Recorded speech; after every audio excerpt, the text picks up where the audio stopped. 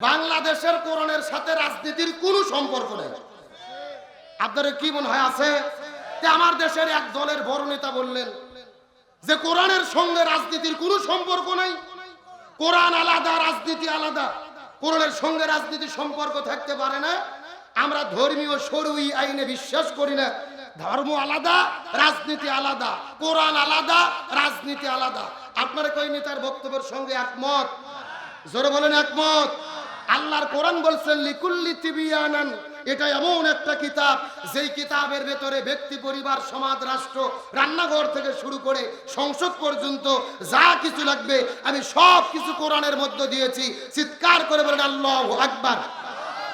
তাহলে আল্লাহ বলল কোরআনের মধ্যে সব কিছু আছে, নেতা বলতেছে কোরআনের মধ্যে রাজনীতি নাই। এমন বক্তব্য দিলে কি ঈমান থাকে?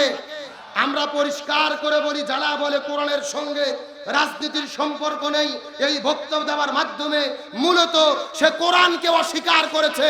তওবা না করা পর্যন্ত মুসলমান বলে পরিচয় দিতে পারবে না। এই কোরআনের মধ্যে একটা সূরা আছে, যেই সূরার নাম হলো সূরা মুলক। কি নাম বললাম? আচ্ছা বলেন তো, মুলক অর্থ কি? রাজত্ব, রাজ্য। তাহলে যে আল্লাহ কোরআনের মধ্যে রাজ্য এবং রাজত্ব নামে সূরা দিল, ওই আল্লাহ কোরআনে রাজ্য পরিচালনার নীতি দেয়নি? এ আমার দিকে তাকান, আগে বোঝেন রাজনীতি কাকে বলে। প্রথম প্রশ্ন, রাজনীতি কাকে বলে? রাজ্য পরিচালনার নীতিকেই রাজনীতি বলা হয়। সহজ ভাষায় রাজ্য পরিচালনার নীতিকে কি বলে? তাহলে আল্লাহ কি কোরআনে রাজ্য পরিচালনার নীতি দেয় নাই? এ জোরে বলেন দেয় নাই? সুতরাং যারা বলে কোরআনে রাজনীতি নেই, কোরআন আলাদা, রাজনীতি আলাদা, এগুলো হলো নাস্তিকবাদদের বিশ্বাস, এগুলো হলো নাস্তিকদের থিওরি। নিকোলা ম্যাকিয়াভেলি বলেছিলেন রাজনীতি আলাদা, ধর্ম আলাদা। উনি নাস্তিকদের গুরু, নাস্তিকদের সর্দার। আল্লামা সাইদি বলেছিল ধর্ম থেকে রাজনীতি আলাদা করতে পারলেই বড় বড় বোতল খাওয়া যায়। আজকেও যারা বলে কোরআনের রাজনীতি আলাদা, মনে করবেন এরাই বোতল খাওয়ার গুরু। এ কথা কন না কে? আরে ভাই, আপনারা কোরআনের রাজনীতি করতে পারেন না, এটা তো আপনাদের ব্যর্থতা। কিন্তু আমরা করতে চাই, আমরা কোরআনের কথা বলি। যদি পারেন আমাদের সাথে করেন, না হলে দয়া করে বিরোধিতা করেন না। মুসলমান নাম পরিচয় দেওয়া যাবে, ওই মুসলমানের চারেনা পয়সার দাম আল্লাহর কাছে নাই। গভীর মনোযোগ ভালো করে বোঝেন। আপনি আমি যদি মুসলমান হই, ইসলামী আন্দোলন করা ফরজ, নামাজ, রোজা, হজ, যাকাত যেমন ফরজ, এই জমিনে দিন কায়েমের আন্দোলন করা তেমনি ফরজ। আল্লাহর কোরআন বলেছেন ওয়াতাসিমু বিহাবলিল্লাহি জামিয়াও ওয়ালা তাফাররাকু, তোমরা যদি মুসলমান হও এই জমিনে দিন কায়েমের আন্দোলনকে, রশিকে ঐক্যবদ্ধভাবে আঁকড়ে ধরো। আল্লাহর কোরআন বলেছেন ওয়ালতাকুম মিনকুম উম্মাতুন ইয়াদউনা ইলাল খায়র ইয়ামুরুনা বিল মারুফ ওয়া ইয়ানহাউনা আনিল মুনকার, তোমাদের মধ্যে অবশ্যই একটা দল থাকবে যারা ভালো কাজের আদেশ দেবে, অন্যায় কাজে বাধা দেবে। আল্লাহর কোরআন বলেছেন আল্লাযীনা ইম্মাক্কান্নাহুম ফিল আরদি আকামুস সালাহ ওয়া আতাবুজ যাকাত ওয়া আমারু বিল মারুফ ওয়া নাহাউ আনিল মুনকার। পুরো মুসলমান দল যদি ক্ষমতায় যায়, চারটি কর্মসূচি বাস্তবায়ন করবে। ১ নম্বর নামাজ বাধ্যতামূলক করবে, ২ নম্বর যাকাত ভিত্তিক অর্থনীতি কায়েম করবে, ৩ নম্বর ভালো কাজ চালু করবে, ৪ নম্বর মন্দ কাজ বন্ধ করবে। ক্ষমতায় যাবার পরে এই ৪ কর্মসূচি যারা বাস্তবায়ন করার ঘোষণা দেবে, মুসলমান হিসেবে তাদের পক্ষেই আমাদের থাকতে হবে। বক্তব্যকে আব্দুল সালাম যুক্তিবাদী না আল্লাহর? সূরা হজ আয়াত নম্বর ৪১। তাহলে চিৎকার করে বলেন, দল যদি করা লাগে কিসের দল করব? এ রাজনীতি যদি করাই লাগে কিসের রাজনীতি করব? আল্লাহর কোরআন বলেছেন ওমাইয়াবিতাগি গায়রাল ইসলামি দীনান ফালা ইউকবালা মিনহু ওয়া হুয়া ফিল আখিরাতি মিনাল খাসিরিন। হে দুঃখের মুসলমান, গভীর মনোযোগ। আল্লাহ বলতেছে কোরআন বাদ যদি কেউ ব্যবসা করে, ওই ব্যবসা আল্লাহর দরবারে কবুল হবে না। কোরআন বাদ যদি কেউ বিয়ে করে, ওই বিয়ে আল্লাহর দরবারে কবুল হবে না। কোরআন বাদ যদি কেউ রাজনীতি করে, ওই রাজনীতিও আল্লাহর দরবারে কবুল হবে না। তাহলে রাজনীতি করলে কোরআনেরটাই করা লাগবে, আর ওরা বলতেছে কোরআনের সাথে রাজনীতির কোনো সম্পর্ক নেই। আরে ভাই, বাংলাদেশে যেগুলো চলে এগুলো হলো পেট নীতি আর দুর্নীতি, আর কোরআনের মধ্যেই আছে আসল রাজনীতি। আপনি যদি আপনার নেতার রাজনীতি করতে পারেন, আমরা কি রসুলের রাজনীতি করতে পারবো না? আমরা কি কোরআনেরটা করতে পারবো না? আসেন সেই কোরআনের আলোচনা। এই জমিনের মধ্যে যখন কোরআনের দাওয়াত দেওয়া শুরু করলেন, সাহাবীরা কালেমা পড়ে পড়ে মুসলমান হওয়া শুরু করলেন, কিন্তু সাহাবীরা মুসলমান হওয়ার পরে বড় বিপদের মধ্যে পড়ে গেছেন। সন্তান ইসলাম ধর্ম গ্রহণ করার কারণে বাবা সন্তানকে ত্যায্য পুত্র করে বাড়ি থেকে বের করে দিয়েছে। ছোট ভাই ইসলাম ধর্ম গ্রহণ করার কারণে বড় ভাই ছোট ভাইকে গলা ধাক্কা দিয়ে বাড়ি থেকে বের করে দিয়েছে। কেউ বা ঘর হারা, কেউ বা বাড়ি হারা, কারো বা পেটের মধ্যে কোনো খাবার নাই, কারো বা থাকার মতো জায়গা নাই। এমন কঠিন বিপদের ভেতরে আল্লাহ তাআলা সাহাবীদেরকে সান্ত্বনা দেওয়ার জন্য এই সূরা আনকাবুত নাজিল করেছে। চিৎকার করে বলেন দেখি সুবহানাল্লাহ। এর সর্বপ্রথমে আল্লাহ তাআলা ডাক দিয়ে বলেন আলিফ লাম মিম। এইগুলো হলেন হরফে মুকাত্তাআত, যার অর্থ একমাত্র আল্লাহ তাআলা ভালো জানে, দুনিয়ার কেউ জানে। এ বগুড়ার মুসলমান গভীর মনোযোগ দিয়ে বোঝার চেষ্টা করবেন। আল্লাহ সর্বপ্রথম হরফে মুকাত্তাআত দিয়ে শুরু করলেন। 2 নম্বর আয়াতের মধ্যে আল্লাহ তাআলা কত চমৎকার করে বলেন, আহাসিবান নাসু আইয়ুতরাকু, মানুষেরা কি মনে করেছে ঈমান এনেছি এই কথা বললেই আমি তাদেরকে ছেড়ে দেব, অথচ আমি আল্লাহ তাআলা তাদেরকে পরীক্ষা করে দেখব না। অথচ জমিনের ভেতরে যত নবী রাসূল বিদায় নিয়ে চলে গেছে, যত ঈমানদাররা বিদায় নিয়ে চলে গেছে, আমি আল্লাহ তাআলা তাদেরকে ঈমানের পরীক্ষা গ্রহণ করেছি। সুতরাং শুনে নাও, কিয়ামত পর্যন্ত ঈমানের দাবি যারা করবে আমি আল্লাহ অবশ্যই অবশ্যই তাদেরকে ঈমানের পরীক্ষা গ্রহণ করব। কথাটাকে আপনারা ভালো করে বুঝেছেন? আল্লাহ তাআলা বলতিছে মানুষেরা কি মনে করেছে ঈমান এনেছি এই কথা বললেই আমি তাদেরকে ছেড়ে দেব, অথচ আমি আল্লাহ তাআলা তাদেরকে ঈমানের পরীক্ষা গ্রহণ করব না। ওয়ালাকাদ ফাতান্নাল্লাযীনা মিন ক্বাবলিহিম, অথচ ইতিপূর্বে যত নবী রাসূল বিদায় নিয়ে চলে গেছে আমি আল্লাহ তাদের ঈমানের পরীক্ষা গ্রহণ করেছি।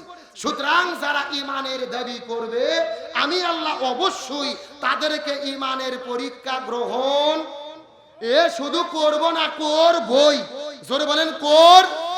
সুতরাং আজকের আলোচনার সাবজেক্ট হলো পরীক্ষা। আলোচনার সাবজেক্ট কি? আরে ভাই, ওয়াজ শোনার আগে সাবজেক্ট ঠিক করা লাগবে। কথা কর না কেন? এখন বাংলাদেশে তো বক্তার অভাব নাই, 2-3 ঘন্টা ওয়াজ করে কান্নাকাটি করে শুতে থুয়ে চলে যায়। পরের দিন একটা মুসলিম বলেছে, কে চাচা গতকালকে ওয়াজ কেমন হলো? ও বলতেছে ওয়াজ হয়েছে ফাটাফাটি। তখন প্রশ্ন করা হলো গতকালকে কি বিষয়ে আলোচনা হয়েছে? চাচা বলতেছে তা তো মনে নেই। কথা কর না কেন? কেউ ওয়াজের যদি বিষয় না বোঝেন ওয়াজ শুনে কোনো লাভ আছে? তাহলে চিৎকার করে বলেন আজকের আলোচনার সাবজেক্ট কি? আরো জোরে সাউন্ড নাই। এই যে আমি বসে আছি মাঝখান দিয়ে সোজা, ডান দিকে এক ভাগ, বাম দিকে আর এক ভাগ। আপনারা মুখ বন্ধ করে দেখেন, আপনারা বলেন তো দেখি আজকের আলোচনার বিষয় কি? আরো জোরে। আপনারা মুখ বন্ধ করেন, আপনারা বলেন তো দেখি আজকের আলোচনার বিষয় কি? ওরে বাবা, ভাগ করে দিয়ে না সাউন্ড বাড়তিছে, তার মানে আপনি আলসেমি করতেছেন না। আমার যে বন্ধুগণ মুসলমান ভাইরা গভীর মনোযোগ, মাত্র কয়েক মিনিট আপনাদের মধ্যে কথা বলার পরে আপনাদের মধ্য থেকে বিদায় নিয়ে চলে যাওয়ার চেষ্টা করব। ডানে যারা আছেন কথা বলবেন, বামে যারা আছেন কথা বলবেন, মঞ্চে যারা বসে আছেন তারাও কথা বলবেন। সবাই মিলে চিৎকার করে বলেন তো দেখি আজকের আলোচনার বিষয় কি? আরো জোরে। জোর হলো না। এ বগুড়া দুপচাচের মুসলমান গভীর মনোযোগ, ঈমানের পরীক্ষা কাকে বলে? আল্লাহ তাআলা ডাক দিয়ে বললেন শুধু মুখে মুখে ঈমানের কথা বললেই হবে না, আমি আল্লাহ অবশ্যই ঈমানের পরীক্ষা গ্রহণ করব। একই কথা আল্লাহ সূরা বাকারার 214 নম্বর আয়াতের মধ্যে বলেছেন, আমা হাসিবিতুম আন তাদখুলুল জান্নাহ, মানুষেরা কি মনে করেছে ঈমান এনেছে এই কথা বললেই আমি তাদেরকে জান্নাতে দিয়ে দেব? অথচ অত সোজা নয় রে মুসলমান। এই জমিনের মধ্যে আদম আলাইহিস সালাম থেকে শুরু করে আজ পর্যন্ত যত নবী রাসূল এসেছে আমি পরীক্ষা গ্রহণ করেছি। ঈমানের পরীক্ষা দিতে গিয়ে কেউ বা হাত হারাইছে, কেউ বা পা হারাইছে, কেউ বা জেলের মধ্যে বন্দী হয়েছে, কেউ বা ফাঁসির দড়িতে ঝুলেছে, কেউ বা বন্দুকের কাছে বুক পাতিয়ে দিয়েছে। ঈমানের পরীক্ষা দিতে দিতে তারা সহ্য করতে পারে না, আকাশের দিকে তাকায়া চিৎকার করে বলেছেন মাতা নাসরুল্লাহ, আল্লাহর পক্ষ থেকে কখন সাহায্য আসবে? সঙ্গে সঙ্গে আল্লাহ তাআলা বলে দিয়েছেন আলা ইন্না নাসরুল্লাহি করিব।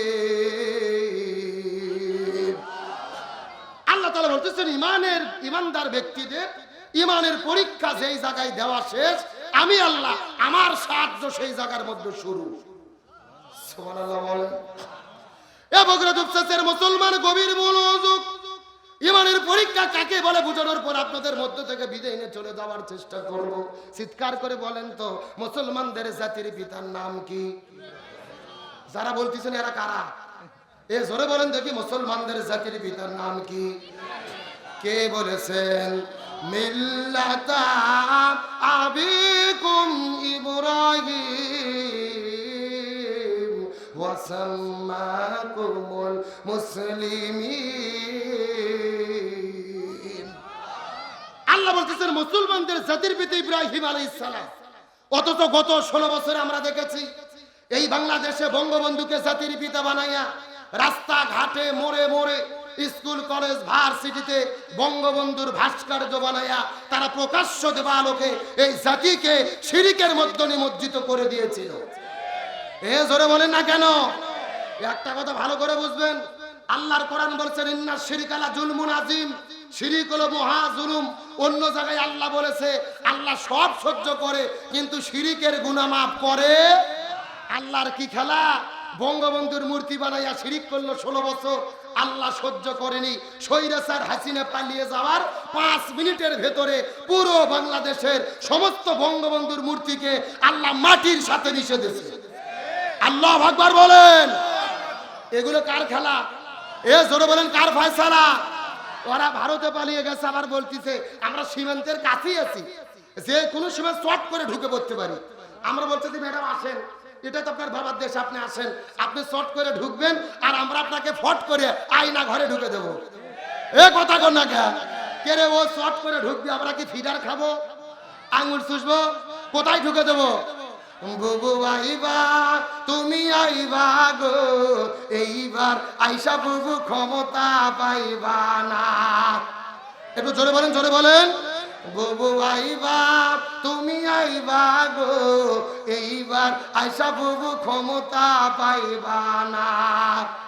খোঁজ নেই বুবু কাদের কাকার, অবস্থা খারাপ দরবেশ বাবার, হাউন আঙ্কেল এখন সামনে আসে না। নেতা কর্মী সব জেলের ভেতর, বুবু আছে ডরের উপর, কখন জানি আসে গ্রেফতারি পরোয়ানা। বুবু আইবা তুমি আইবা গো, এইবার আইসা বুবু সিংয়ের পাইবা না। এ কথা বলেন ঠিক কিনা? আল্লাহর কোরআন বলেছে কুতিবা আলাইকুমুল কিসাস, জীবনের পরিবর্তে জীবন, হাতের পরিবর্তে হাত, পায়ের পরিবর্তে পা, চোখের পরিবর্তে চোখ। এই আয়াতের ডিজিটাল ব্যাখ্যা হলো আয়না ঘরের পরিবর্তে আয়না ঘর। তার কারণ বলেন তো, আয়না ঘরকে আমরা তৈরি করেছি নাকি ওরাই করেছে? আমাদের প্রিয় ভাই ব্রিগেডিয়ার আমান আজমি, ব্যারিস্টার আরমান 13 বছর ধরে তারা আয়না ঘরে বন্দি করে রেখেছে। সূর্যের আলো দেখতে দেয়নি, বাইরের বাতাস দেখতে দেয়নি, এমনকি আজান যখন হতো বক্সে গান বাজাইয়া আজান পর্যন্ত শুনতে দিত না। সুতরাং বর্তমান সরকারকে বলবো, ওই স্বৈরাচারে যত দোসরকে গ্রেফতার করেছেন এদের জেলের মধ্যে বন্দি রেখে জামাই আদর করলে হবে না। বিচার চলাকালীন অবস্থায় এদের প্রত্যেককেই আয়না ঘরে বন্দি করে রাখতে হবে। আমার কথার সঙ্গে আপনি একমত? আলোচনা কি চলবে? চলবে। কারা কারা চলবে হাত তোলেন তো দেখে। লিল্লাহে তাকবীর। আজকের মাহফিল চলছে চলবে, বগুড়া জেলার মাহফিল, তালোরার মাহফিল কতক্ষণ চলবে? সারা রাত। এটা কি হুজুর মারা ওয়াজ নাকি? আমার মারা সারা রাত নয়। আলোচনা যেহেতু শুরু করেছি, আর মিনিট 30-এর টাইম কি দেওয়া যাবে? কথা বলেন, দেওয়া যাবে? আমি জানতে চাচ্ছি ওই যে পিছনে দাঁড়িয়ে আছে ওরা কারা, কোথা থেকে এলো? আল্লাহ তাআলা তাদের বসার তৌফিক দিক, বলেন আমিন। এ জোরে বলেন। আলোচনা চলছে। তাহলে ওরা বাংলাদেশের ইসলামকে শেষ করতে গিয়ে ওরা নিজেরাই শেষ হয়ে গেছে। আরে ওরা হলো চোরের ঘরের চোর, চোরের গোষ্ঠী চোর। শেখ হাসিনা স্বৈরাচার ছিল, তার ভাগ্নি টিউলিপ সিদ্দিকী যুক্তরাজ্যের তিনি মন্ত্রী হয়েছিল, অর্থমন্ত্রী, দুর্নীতি করে গত একদিন আগে তিনিও পদত্যাগ করেছে। জোরে বলেন সুবহানাল্লাহ। কি এ জোরে কোন নাউজুবিল্লাহ। তার মানে পুরো পরিবার, পুরো বংশটাই চোরের গোষ্ঠী। বঙ্গবন্ধু বলেছিল 7 কোটি মানুষ 8 কোটি কম্বল, আমার কম্বল গেল কোথায়? কথা কন না কে? মানুষে পায় সোনার খনি আর আমি পাইছি গভীর মনোযোগ। এই যে জয়, স্বৈরাচার হাসিনার ছেলে সজীবদের জয়, ওই একাই বাংলাদেশ থেকে পাচার করছে 26,000 কোটি টাকা। নাউজুবিল্লাহ বলেন। এই জন্য অনেকেই বলতেছে এরা হলো ত্যাগী ফ্যামিলি, এদের উদ্দেশ্য, এদের কাজে হলো ত্যাগ করা। এই যে টিউলিপ সিদ্দিকীর মা হলো শেখ রেহেনা, তার খালা শেখ হাসিনা, এরা দুইজন করছে দেশ ত্যাগ, জয় করছে বউ ত্যাগ, পুতুল করছে স্বামী ত্যাগ, আর টিউলিপ সিদ্দিকী করলো পদ ত্যাগ। মানে এরা ত্যাগী ভাই, সব শুধু ত্যাগ করতেছে। মানে আমার দেশের কোটি কোটি টাকা চুরি করে তারা বিদেশে বেগম পাড়া তৈরি করে দুর্নীতি করে আমার দেশের জনগণকে তারা রাস্তার মধ্যে ফেলে দিয়েছে। আমরা পরিষ্কার করে বলি, আর কোন দুর্নীতিবাজ, আর কোন দেশের টাকা চুরি করে নিয়ে যায় এমন নেতাকে এই বাংলার জমিনে আর আমরা দেখতে চাই না। ওর দায়িত্ব ছিল অর্থমন্ত্রী, অর্থ যেন চুরি না হয়, ও নিজেই চুরি করছে। আপনাদের এলাকায় ফসলের চতুর্দিকে যেই বেষ্টনী দেয়, নিরাপত্তা বেষ্টনীর নাম কি? বেড়া। এখন বেড়া যদি আপনার ধান খেয়ে ফেলে রক্ষা করবেন কেমনে? টিউলিপ সিদ্দিকী বাংলাদেশ থেকে নিয়ে যে দেশে বেড়া, ও নিজেই টাকা খেয়ে শেষ করে দিয়েছে। পুরো পৃথিবী তোলপাড় চলতেছে। যুক্তরাজ্যের প্রধান মন্ত্রী ধরেছে, কাকে আপনি অর্থমন্ত্রীর দায়িত্ব দিলেন, টাকা পয়সার দুর্নীতি করলো। তার মানে বোঝা যায় ভাই, যে চোর ও ভিটির বাড়িতে গেলেও চুরি করে। এ কথা কন না গা? মানে ওদের চুরির স্বভাব কখনো শেষ, এদের কাজই হলো চুরি করা। একবার যে চুরি করা শিখেছে ও আর ভালো থাকতে পারে না। এই জন্য বলি, চোরের জাতিকে আর বাংলার জমিন আমরা দেখতে চাই না। তাহলে আজকের আলোচনার বিষয় কি? আরো জোরে বলেন। আমার প্রিয় বন্ধুগণ, মুসলমান ভাইরা, গভীর মনোযোগ। আমি আপনাদেরকে বোঝানোর জন্য চেষ্টা করতেছিলাম, আমাদের জাতির পিতার নাম হলো হযরতে ইব্রাহিম আলাইহিস সালাম। ইব্রাহিম নবী দিনের দাওয়াত দেওয়ার কারণে ওই নমরুদ ইব্রাহিম নবীকে আগুনের মধ্যে ফেলে দিলেন। 1 নয় 2 নয় 40 দিন পর্যন্ত ইব্রাহিম আলাইহিস সালাম নমরুদের অগ্নিকুণ্ডের মধ্যে ছিল। চিৎকার করে বলেন তো দেখি, কতদিন? আরো জোরে। এখন আমি আপনাদেরকে জিজ্ঞাসা করি, বলেন তো দেখি, বগুড়ার মুসলমান, আমাদের জাতির পিতা ইব্রাহিম আলাইহিস সালামকে 40 বছর ধরে যে আগুনে, 40 দিন ধরে যে আগুনের মধ্যে ফেলে দিয়ে রাখা হলো, ইব্রাহিম নবী কি চোর ছিল? ডাকাত ছিল? নারী ধর্ষণ করেছিল? তাহলে কিসের জন্য ইব্রাহিম নবীকে আগুনের মধ্যে ফেলে দেওয়া হলো? কালেমার দাওয়াত দেওয়ার জন্য, হক কথা বলার কারণে, এই জমিনের মধ্যে দিন প্রতিষ্ঠার কথা বলার কারণে। এখান থেকে বোঝা গেল, বগুড়ার মুসলমান আমরাও যদি ইমানের দাবি করি, ইমানের পথে চলি, ইমানের আন্দোলন করতে যাই, ইব্রাহিম নবীর মতো মাঝে মধ্যে আমাদেরকে আগুনে পড়া লাগতে। আমার কথা কি বোঝা যায়? এই জমিনের মধ্যে লক্ষ্য করুন, আল্লাহর পয়গম্বর ছিল হযরতে মূসা আলাইহিস সালাম। কি নাম বললাম? হযরতে মূসা আলাইহিস সালাম দিনের দাওয়াত দেওয়ার জন্য ফিরাউনের কাছে যখন চলে গেলেন, পৃথিবীর সবচাইতে জালেম বাদশা ওই ফিরাউনের কাছে যখন দিনের দাওয়াত নিয়ে চলে গেলেন, ফিরাউন তো দিনের দাওয়াতটা গ্রহণ করে নাই। ফিরাউন মুসা নবীকে মারার জন্য পেছন দিক থেকে হামলা করেছে। মুসা নবী দৌড়াই সামনে, আর ফিরাউনের বাহিনী দৌড়াই পেছনে পেছনে। দৌড়াইতে দৌড়াইতে মুসা নবী যখন লোহিত সাগরের কাছে চলে গেছে, মুসা নবী ডাকতে বলেন, আল্লাহ, এখন আমি কোথায় যাব? যাওয়ার তো কোনো বুদ্ধি নাই। ডান দিকে রাস্তা বন্ধ, সামনে হলো সাগর, পেছনেও রাস্তা বন্ধ, বামেও রাস্তা বন্ধ। আল্লাহ ডাকতে বলে, মুসা রে, তোমার কোনো টেনশন করা লাগবে না। তোমার হাতের মধ্যে যেই লাঠি রয়েছে, ওই লাঠিটা তুমি সাগরের মধ্যে ফেলে দাও, আমি আল্লাহ তোমার জন্য 12টা রাস্তা বানায়া দেব। লিল্লাহি তাকবীর। ওয়ালা তাকুলু ওয়ালা তাহিনু ওয়ালা তাহজানু ওয়া আনতুমুল আ'লাউনা ইন কুনতুম মুমিনিন। আল্লাহ বলতেছে, তোমরা যদি ইমানদার হও, তোমাদের কোনো ভয় নেই। তোমরা আমাদের কোনো টেনশন নাই। হযরত মুসা আলাইহিস সালাম এই কথা শোনার পরে লাঠিটা হাতের মধ্যে নিয়ে আস্তে করে যখন সাগরের মধ্যে ফেলে দিল, সঙ্গে সঙ্গে আল্লাহ তাআলা ওই সাগরের ভেতরে 12টা রাস্তা বানায়া দিল। চিৎকার করে বলেন, রাস্তা বানাইছে কয়টা? আরো জোরে, কথাগুলো সুন্দর করে বোঝার চেষ্টা করবেন। এই 12টা রাস্তার ভেতরে হযরত মুসা আলাইহিস সালাম একটা রাস্তা দিয়ে দৌড়ানো শুরু করলেন। এখন চিৎকার করে বলেন তো দেখি রাস্তা কয়টা? কিন্তু মুসা নবী দৌড়াইতেছে কয়টা রাস্তা দিয়ে? এখন আমি আপনাদেরকে জিজ্ঞাসা করি, বলেন তো আল্লাহ যদি 12টা রাস্তা না বানাইয়া একটা রাস্তা বানাইতো, মুসা নবী পেরে হয়ে যাইতে পারতো কি পারতো না? কিন্তু আল্লাহ একটা রাস্তা না বানাইয়া 12টা রাস্তা কেন বানাইলো? এর পেছনে কারণ আছে না নাই? এর পেছনে কারণ হলো তাম পৃথিবীর ভিতরে সমস্ত মুফাসসির কিরাম একমত পোষণ করেছে, আল্লাহ যদি মুসার জন্য একটা রাস্তা বানাইতো তাহলে মুসা নবী যাইতে পারতো। কিন্তু আল্লাহ 12টা রাস্তা কেন বানাইলো? আল্লাহ তাআলা প্রমাণ করতে চায় এই জমিনের ভেতরে ওই জালেমের বাচ্চারা ইসলামী আন্দোলনকে শেষ করে দেওয়ার জন্য, ইসলামী আন্দোলনের কর্মীদেরকে শেষ করে দেওয়ার জন্য যদি একটা রাস্তা বন্ধ করে, একটা রাস্তার পরিবর্তে আল্লাহ একটা রাস্তা বানাইয়া দেয় না, বরং জালেমের বাচ্চারা একটা রাস্তা বন্ধ করে দেয়। আর আমার আল্লাহ তাআলা ঈমানদারদের জন্য 12টা রাস্তা বানায়া দেয়। লিল্লাহি তাকবীর। ওরা রাস্তা বন্ধ করে কয়টা? আর আল্লাহ বানাই দেয় কয়টা?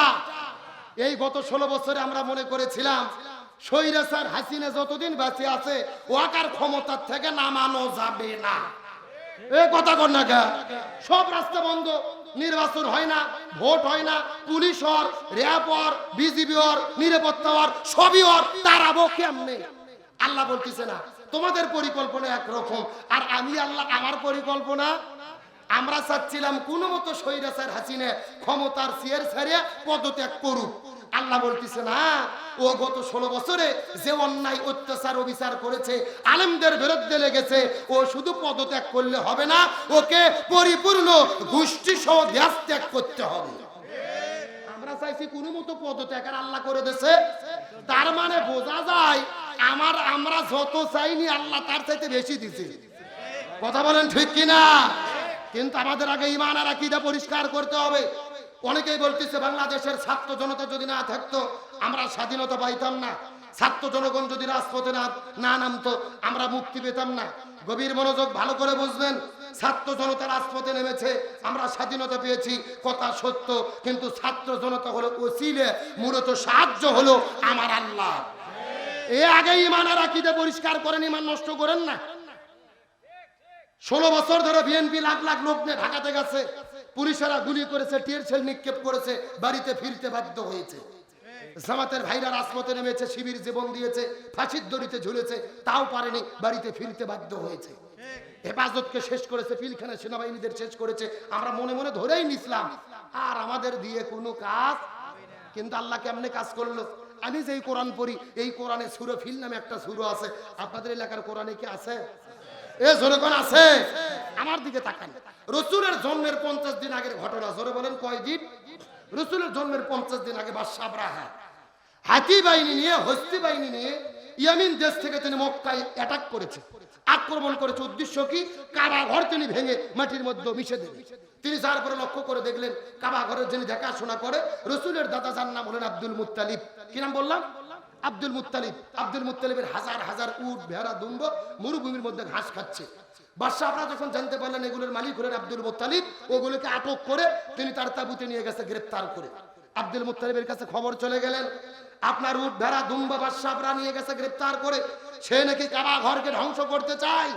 আব্দুল মুত্তালিব কাবা ঘরের চাবি নিয়ে আস্তে করে বাদশা আপনার কাছে যেয়ে বলতেছে, এই যে কাবা ঘরের চাবি তোমাকে বুঝে দিলাম, তুমি এটা বুঝে নাও, উট, ভেড়া, দুম্ব এগুলোর মালিক হলাম আমি, ওগুলো আমাকে ফেরত দাও। তুমি কত বড় মরদ হসো, কত বড় তোমার বুকের পাটা, কত সাহস, তুমি কাবা ঘরে যাই হামলা করো, যার কাবা ঘর তাই রক্ষা করবে।